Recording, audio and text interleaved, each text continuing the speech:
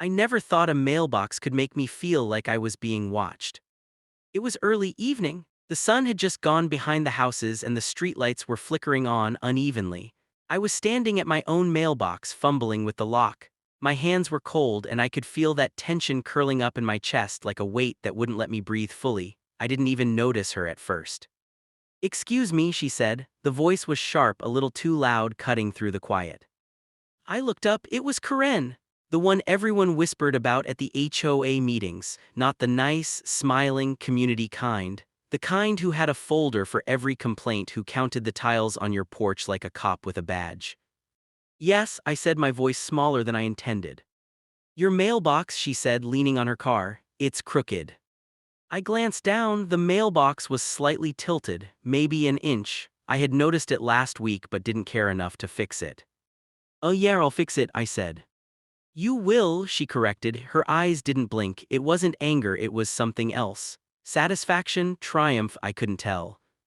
I nodded, hoping that was enough. I wanted to go inside, lock the door, pretend she wasn't out there, but she stayed, leaning against the car, just watching. I could feel her stare drilling into me, cold and quiet. The next morning, there was a notice on my door, standard HOA envelope. I opened it quickly, heart thumping. "Violation, mailbox alignment," dated the day before. No note, no smiley, just the word violation.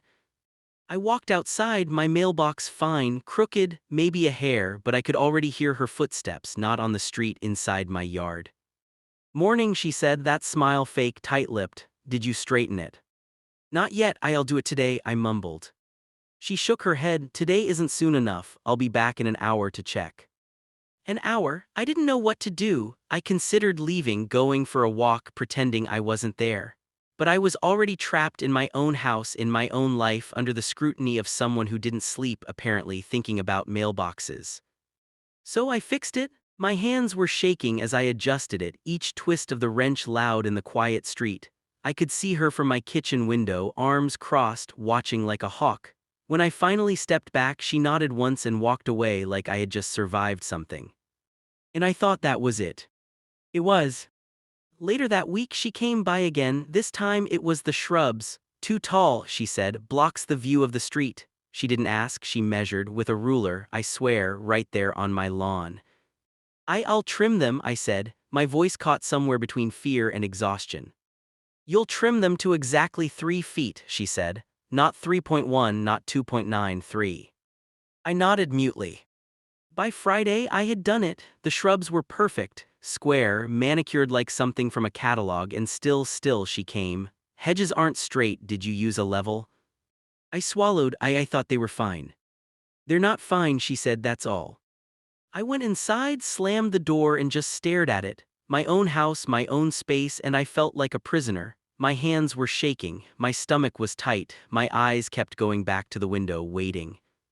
The neighbors stopped waving. Maybe they were scared, maybe they were tired, maybe they didn't want to get on her list. The street, once lively with kids and dogs and laughter, had gone quiet. Even the birds seemed muted. Then it escalated. One night I got a knock at the door. She was there, rain pouring down, soaking her hair. "Your garage door," she said, "the trim is off by a millimeter." I didn't notice," I said, voice trembling.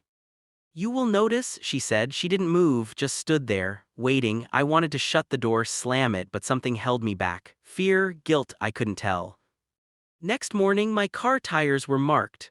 Red paint, small scratches along the side. I didn't hear anything, didn't see anyone, but I knew. By the end of the month, every small thing in my life had become a measurement, a checklist, a potential violation. My curtains too long, my lawn slightly uneven, the way I parked angled incorrectly. I found myself walking around my own home like a ghost, double-checking doors, windows, edges of the grass. And then came the note in my mailbox, small, folded, neat, only 2 words: "I'm watching." I froze, hands over the paper, cold sweat on my back. I looked out the window, no one, just the street, quiet as a grave, but the weight, oh, the weight of it was real. I tried to talk to the HOA board. A few were sympathetic. They said, "She's passionate," or "We can't do much." They didn't see what I saw, they didn't feel it. They weren't me, standing there at night, listening to footsteps that weren't there, or the faint rustle of someone walking across the lawn in the dark. I stopped going outside. My mail piled up. Packages sat untouched for days. I didn't care about curb appeal anymore. I didn't care about the rules. I cared about surviving until morning without hearing her voice in my head. Then one evening I heard it, my back door, click. A slow, deliberate creak. I froze, tried to tell myself it was nothing, maybe the wind, maybe the dog, but my dog wasn't even in the house. I didn't move, I didn't call, I just listened. Rain tapping the windows, my own breathing loud in my ears. A shadow moved, then nothing. Next day, another note, folded neatly on the counter, same handwriting, better. I left town for a week, came back, everything looked normal, too normal, mailboxes straight, grass trimmed, my car undamaged. But the note was still there, waiting on the counter, I know.